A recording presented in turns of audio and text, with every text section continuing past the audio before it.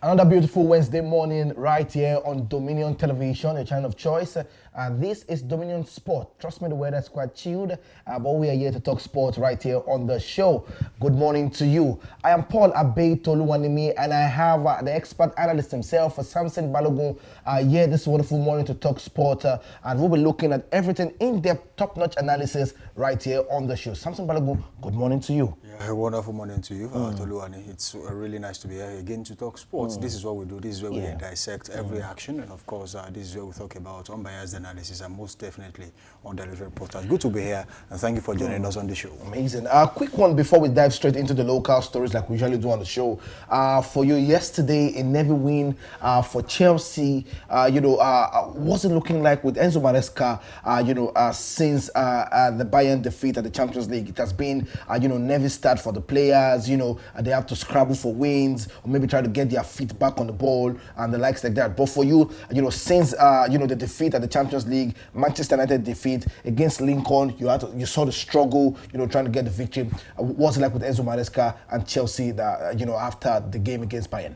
I think the coach is still feeling like the season has just started, and there's still room for a few mistakes, and then you can actually correct them. He made a few mistakes against Manchester United, did same against Bayern Munich, and most definitely did the same against Lincoln yesterday. And I want to believe he's already noting where these mistakes are coming from, and the choice of players on the field of play per time. These are the reasons these mistakes keep cropping up.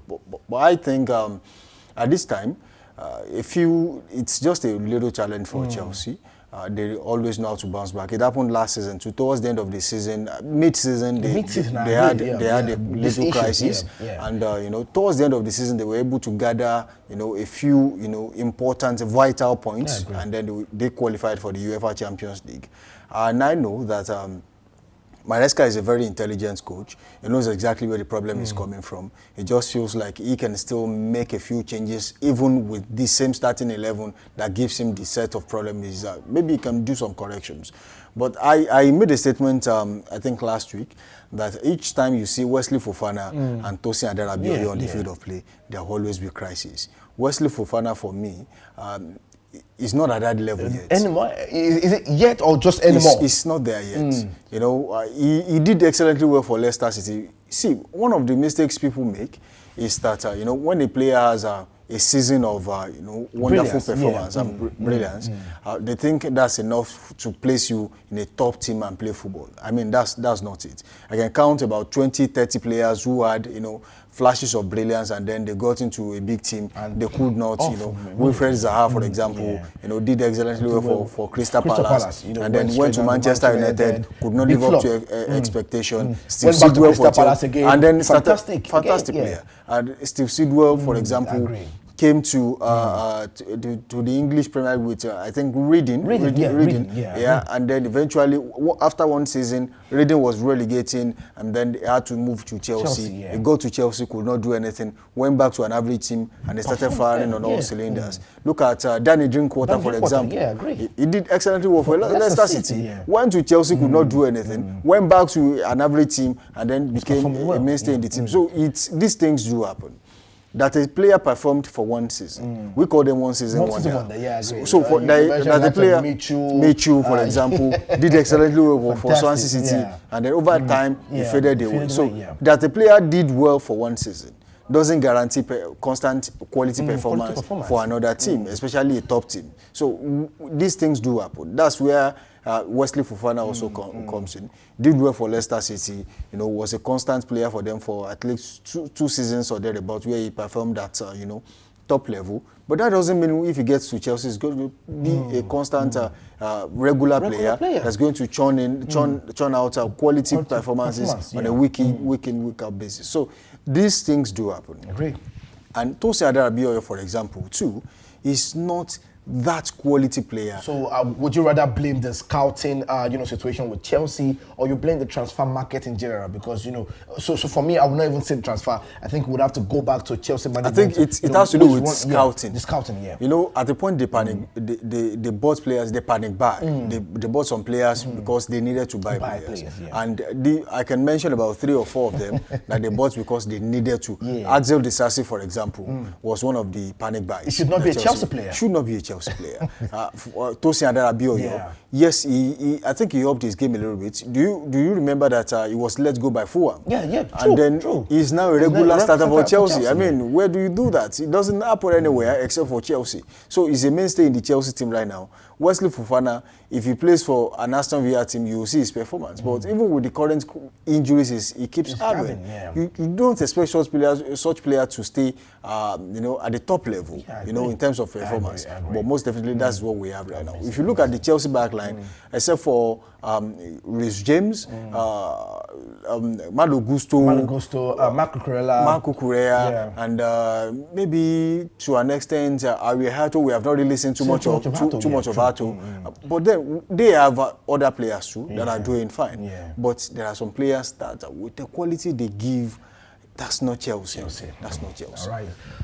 Yes, sir, we're talking Chelsea this morning, and trust us, we'll be back to that story because they had the game in the Carabao Cup against Lincoln City where they picked up the victory 2-1. But you know, we did on the show this morning, we'll be looking at the local stories from the local front. And Nigerian Falconet have commenced their training right there in Ibadan ahead of the 2026 FIFA Under-20 Women's World Cup second round qualification. The second leg qualifying showdown against the She Amavubi side of Rwanda would Kanta would hold at Lakon Salami Stadium right there at Damasingba, Ibadan on Saturday. Most of the Dako side defeated the Mavubi side of Rwanda 1-0 in the first leg in Kigali right there on Sunday. Alaba Olabiyi scored the winning goal for the Falconet in the 70th minute. The players and the officials headed straight to Ibadan Monday following their arrival from Kigali. They were received by Oyo State Commissioner of Youth and Sport, Honorable Wasilat Adegoke.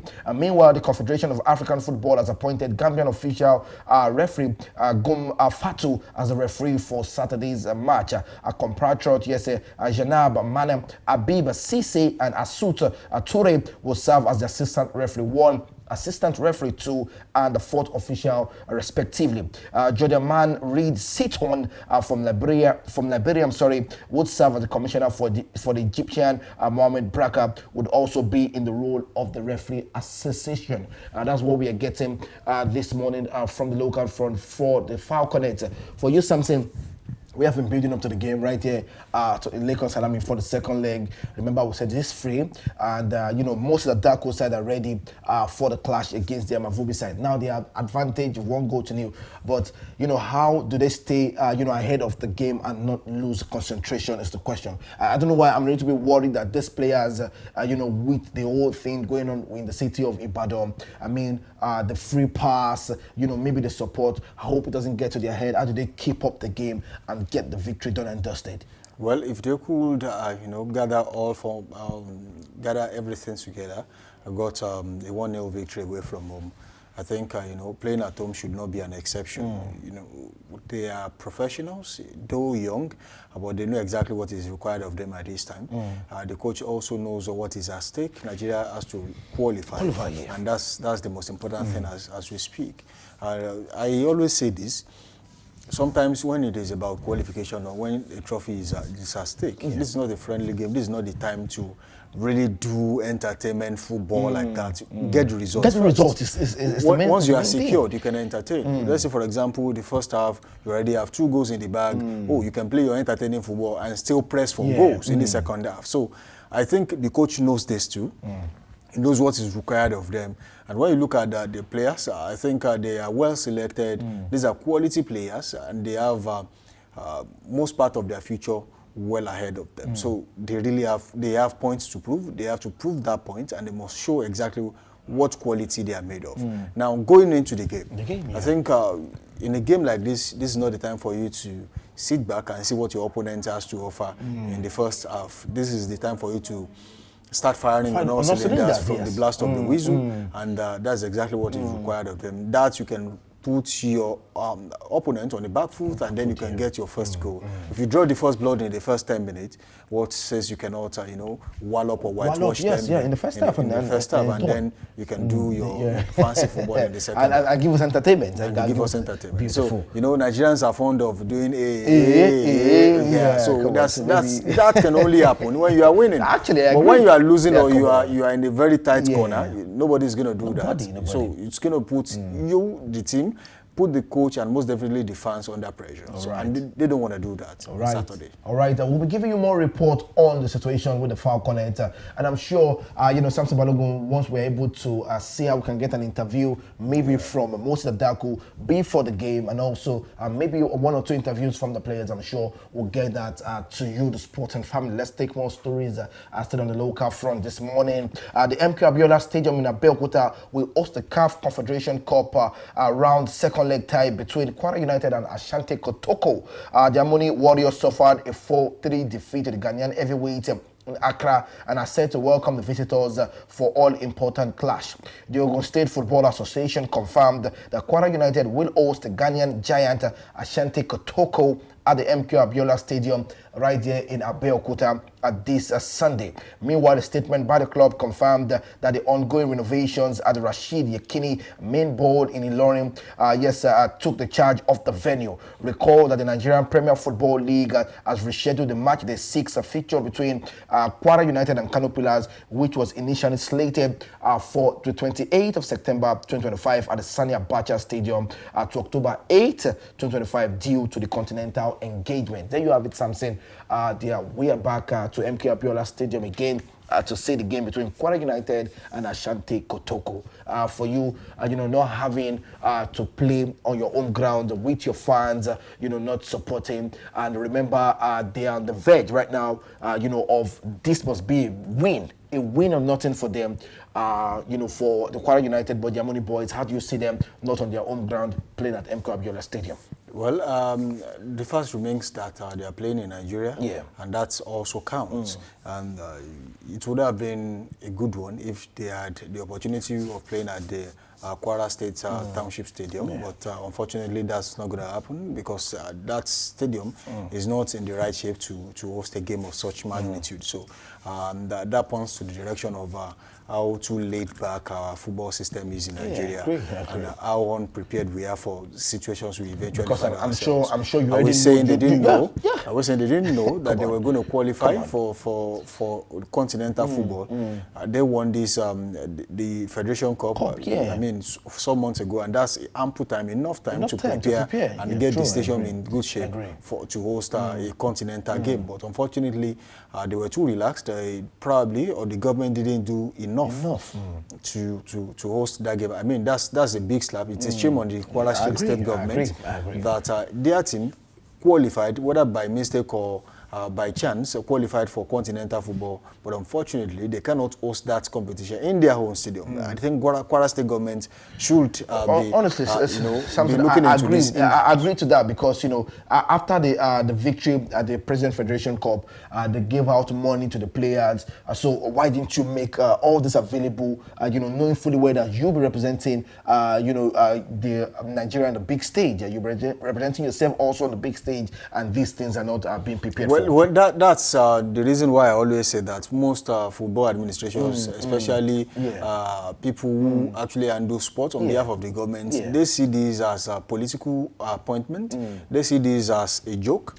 They don't see football as a business. Because if they did see this as a business hosting, you know what that is going to bring to the Kwara State economy for that one day when, Asante Kotoko will be coming down. Because that for me is more or less like You are writing history. You're writing history, I agree. Asante Kotoko came to play at the Kwara at Ilorin Township Stadium. Yeah. That is history. But unfortunately, these people are just erasing history. They can't even create history on their own, and that's really bad. That actually goes to Ijebu-Ode now. Asante Kotoko played Kwara United at the Ijebu-Ode Township Stadium. That's what is going to be written. And it's an Ilori-based team playing in this competition. That should not happen. I feel like the Kwara state government and so many other state governments in Nigeria as we speak are not really doing enough. I agree. When it comes to putting, football pitches, I mean, in sports generally. Yeah, in sports it's not just about football pitches. I saw a video how many basketball courts is in Ilori? Honestly. How many public-owned basketball courts? How many of that is in Oyo State?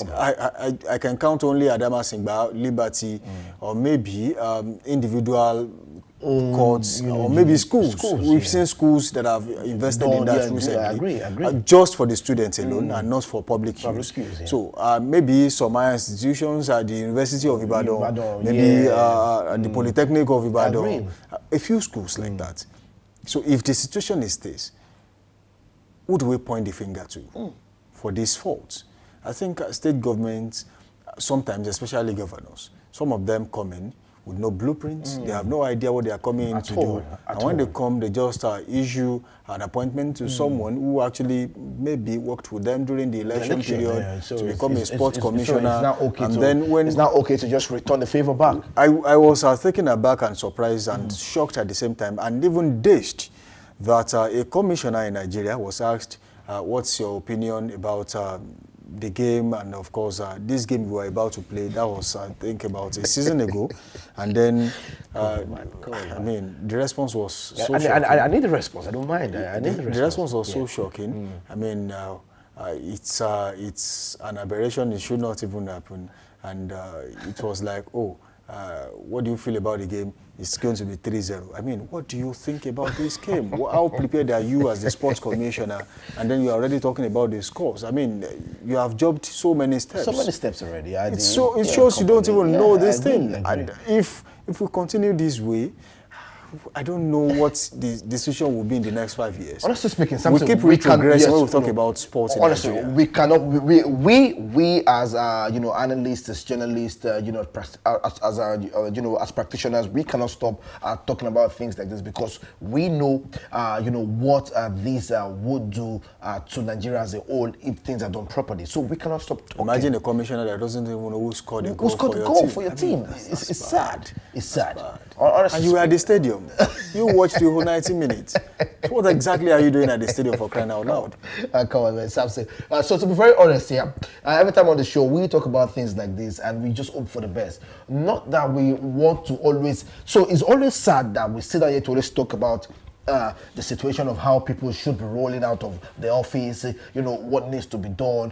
But we're just looking for a way forward for sports in Nigeria, because we know what it can do to Nigeria on the global stage, economically, put your face on the map, give you a big shift. But come on, we just hope that, our messages have been passed across to the right quarters and things are done properly. Let's move away from that. So taking more stories from the local front. 2026 World Cup qualifier, Zimbabwe confirms venue for Bafana clash after weeks of deliberation. The Zimbabwe Football Federation has finally confirmed the venue for the crucial 2026 FIFA World Cup qualifier against South Africa, the Bafana.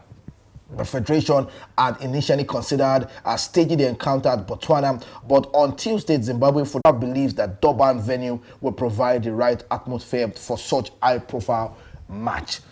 For you, Samson, there you have it again.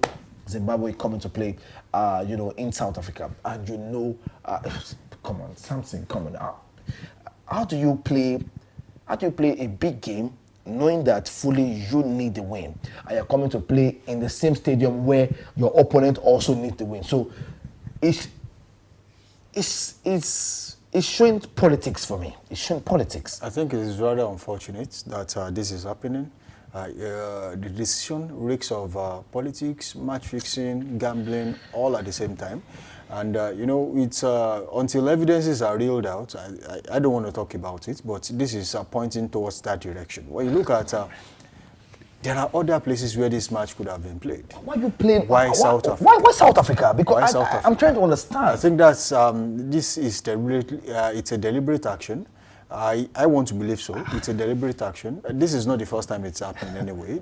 During this same qualifier, some teams have. I think one other team has had to play their away game right there. Wait, sorry, Samson. So are there no rules that if you cannot meet up to not having a venue? I don't know rules for maybe point deduction or maybe you forfeit the game. I don't know things like that. For now, there's nothing like that. Come on. I mean, no rule says that if you don't have a venue, you will be surcharged with in terms of points or maybe suspension or thereabouts. There's nothing like that for now. All that matters is that as long as you can provide a suitable venue, convenient for the away team and yourself, and it actually meets the standard of play, automatically that game will be moved to that location. And there are other places where this game could have been played. You could have gone to Mozambique to play this. Honestly speaking. You could have gone to Tanzania to play this, but why South Africa of all places? This reeks of foul play, and until someone talks or decides to raise a voice against this, I think this is how it's going to be. Since Patrick Motsepe became the CAF, chairman, I think we have seen a lot of things that we're beginning to see exactly why those things are happening. We used to have Issa Hayatou. So many people complained about Issa Hayatou and some decision favoring Cameroon at the time. But this is the time for Patrick Motsepe. I think this is more or less like an African proverb that says whoever has an hoe, especially a farmer, and you are about to, maybe farm, when an hoe is given to you, what you do is, when you are trying to clear the ground, automatically you clear towards your hand. Yeah. So that's exactly what is happening. So Motsepe is just clearing the ground, and when he clears towards himself. If South Africa qualifies for the World Cup, it's a big deal for Africa. It's a big deal for for South Africa. Yeah.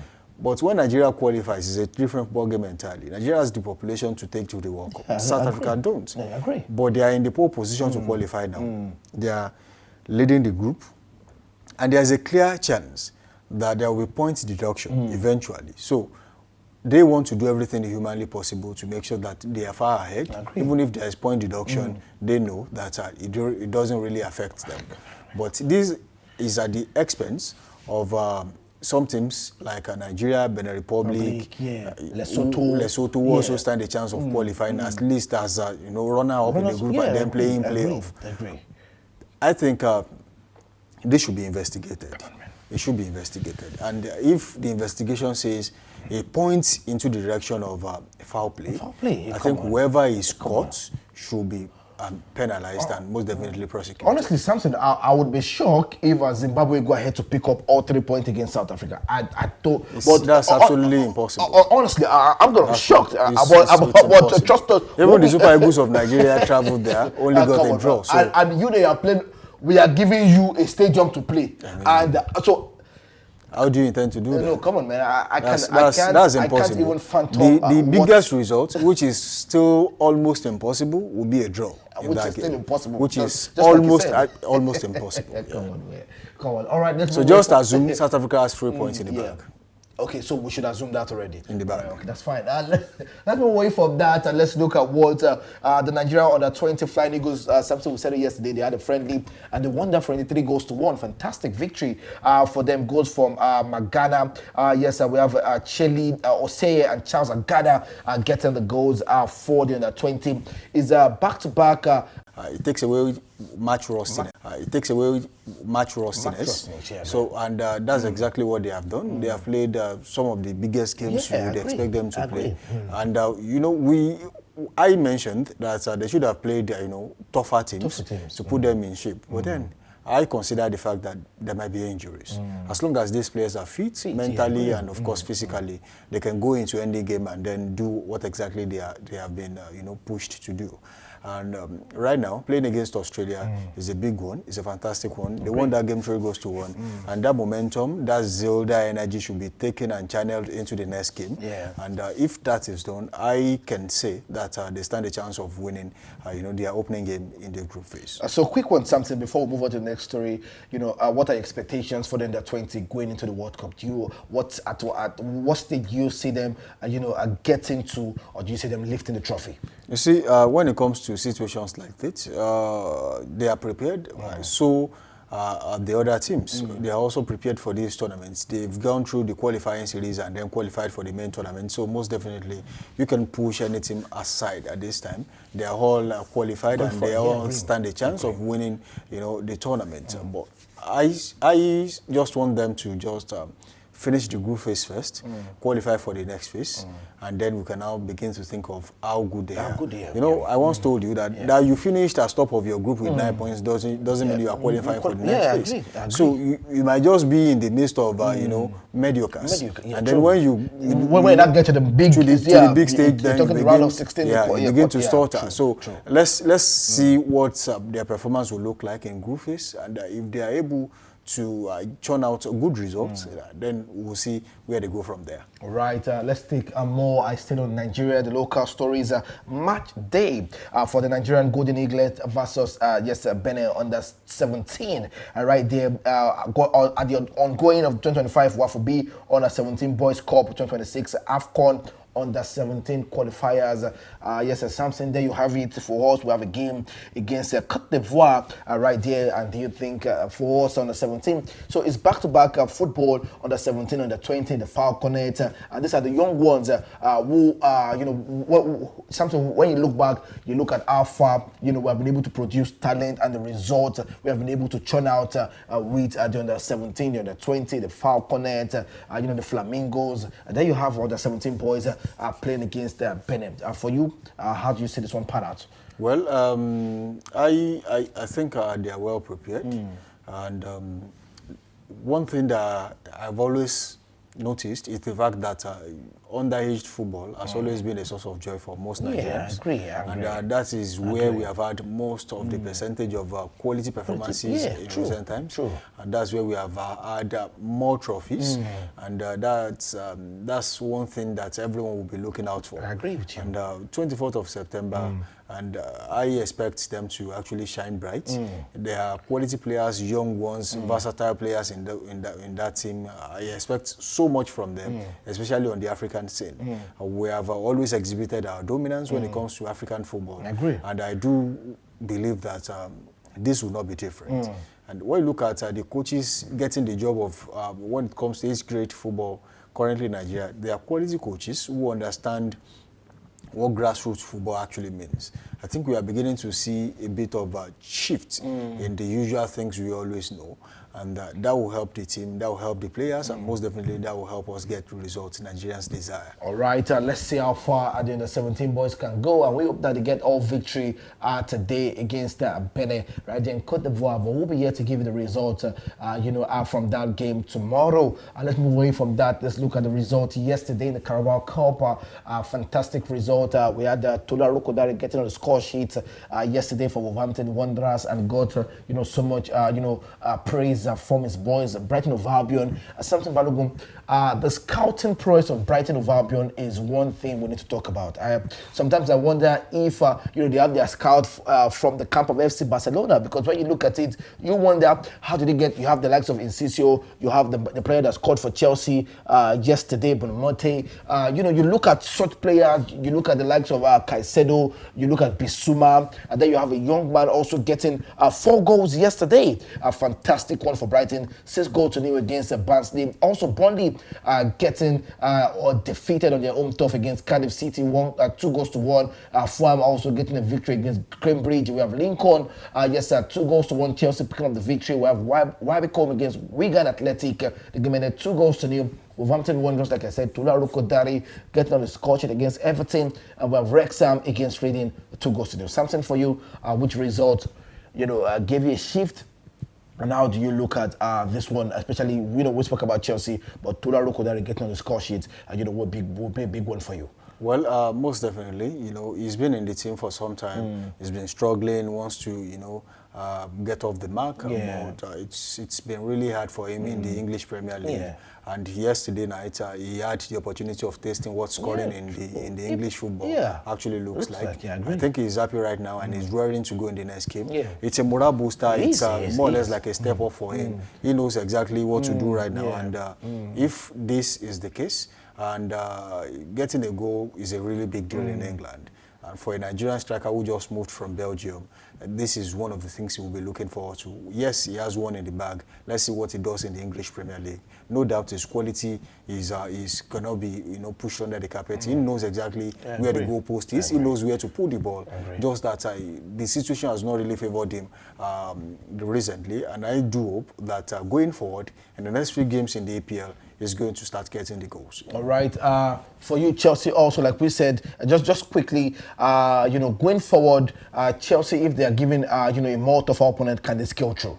Well, the problem is not really about the opponent, it's about the team. I felt like they underestimated what Lincoln City was going to bring to the table. I agree. And the moment they realized they fell short, they had to up their game in the second half, and they got 2 goals back to back. And that was how the game ended. Playing against a bigger team will require bigger, you know, preparation and most definitely bigger tactical display. And I do hope that they have that in the bag. They have that already, and they know what to do when they play tougher opponents. And for Liverpool also getting a victory against Southampton, it will take you on the score sheet. Eventually and also, getting Frimpong was wondering. What exactly are you doing? What are you doing, bro? What are you doing? You see, when he apologized eventually, I said, look, I got overjoyed, and these things do happen. I'm really sorry. And you see, sometimes you have players who find themselves in situations where they think, oh, he's new to this level of football, playing in the English Premier League for the defending champions of the EPL. I think that's a big deal for him. He just he got carried away, and eventually he got red-carded. I do hope that he has learned from this. Yeah, true. Because if they has kept his team on the brink, an experienced player wouldn't do that. Yeah, true. That shows his youthful exuberance and inexperience, and that actually came to play. But most definitely, going forward, he knows exactly what to do right and what he has done wrong. All right. Also, Alexander Isak has finally getting a goal right there for Liverpool. Let's look at more stories still right here on Dominion Sport. There you have it on the screen. There you have it. Gavi, come on, it's not a good one for Gavi. We're talking 4 to 5 months out with another injury setback. And you look at this young man, fantastic player. You know, you look at what he has done for FC Barcelona, and right now going back, he has done 3 surgeries. You know, in the last 2 seasons, and here he is again with another one. 10 out of the team for the next 5 months. Well, I think he's one of the most unlucky players I've seen. I agree. I liken him to Ansu Manefati. As good as that guy is, he's so unlucky with injuries, and I really feel for him. He's been more or less like a journeyman recently, moving from teams to teams just to get his, you know, foot on the ball. But yes, he's currently at Monaco. He got 2 goals recently, and he actually burst into, you know, he was crying. And, you would understand where he's coming from. True. You know, having been shipped out of Barcelona to Brighton and Hove Albion, again out of that team, and then back to Barcelona, Monaco. And then to Monaco. So that tells you of how emotional such a player will be, and that's exactly the situation where Gavi is right now. I feel for him. If this continues, he'll probably end up like Ansu Manefati. He'll be shipped out of the team, and then that might just be the end of his Barcelona career. And that's really disheartening. When you see promising players, and then they keep getting injured and injured. Sometimes teams are not that patient with players. They are paying you on a weekly basis to actually do something, and then you are always on the treatment table. So that nullifies the trust they have in you. You are most definitely going to be shipped out or firmed out of the team, and that's exactly what happened to Fati. and so many other players out there. I agree. And that might just be Gavi's problem. I'm trying not to be a motivational speaker today, but I'm trying to pick a cue from Ousmane Dembele. You look at the injury crisis here at the Barcelona, where it got to, just yesterday, fantastic one. But come on, we hope for the very best for Pedri to be back on his feet, and have a successful surgery. Moving away from that, talking injuries, Arsenal also not a mad week, not a good one for him. Having a bright start already to the season for Arsenal, and it's boom. Back to injury, and not a good one. I don't know why. Something. Are you excited about the injury? Because your face is like, come on. I really feel for this guy. I feel for him also. He just made a move to Arsenal. Yeah. And in the absence of Bukayo Saka, he's been excellent. He's been blistering performance. I agree. You would want to say, he's becoming a gradual mainstay in the Arsenal team. Unfortunately, injury will be out for weeks. And by the time he comes back, it will take him time to get back to full fitness. That is one. It will take him time to get back into that team, because by that time, Bukayo Saka will be firing on all cylinders. So how do you get to put Bukayo Saka on the bench? So it's going to be a really big problem for him. And I just hope he gets back soon. All right, let's look at the result right here in La Liga quickly, because we're about to wrap up the show. And let's have the result displays. There you have it. Xabi Alonso is looking like a man set to do it again, just like he did it with Bayern Leverkusen. It's getting the result, and Mbappe is getting the goals, 9 goals right there for Madrid this season. The game ended 4-1. Kylian Mbappe with a brace. Macedonia also getting a goal finally for his club side, and also Vinicius Junior on the score sheet. There you have it, 4-1. Xabi Alonso and the boys are doing something fantastic this season. Also, you have Villarreal also getting a result yet again. Yes, 2-1 against Sevilla, and Manon Solomon and also Oluwaseyi, getting a goal right there for Villarreal. Quickly, let's have more results right there in La Liga. There you have it.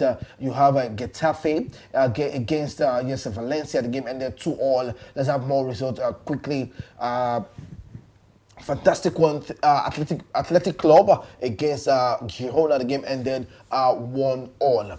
And one more result. There you have the Carabao fixtures for today. Huddersfield Town against Manchester City, Newcastle United against Bradford. We have Tottenham Hotspur against Doncaster, and we have Port Vale against Arsenal. For you, Samson, your predictions for Arsenal game? Quick one. Well, I think it's going to be a stroll in the back for Arsenal. If they like, they play the first, second, or the third team. They're still going to get a victory in this game. All right. That's all we can take on the show this wonderful morning. We're going to leave you with the highlight with Shooting Stars game against Khon Khalifa. But tomorrow we'll be here to talk more sport updates right here on the show. A big thank you to you, Samson Balogun. Thank you so much for joining us. Good to be here to always talk sports with you. It's glad to always have you. All right, my producer, a big thank you to you and also to the crew.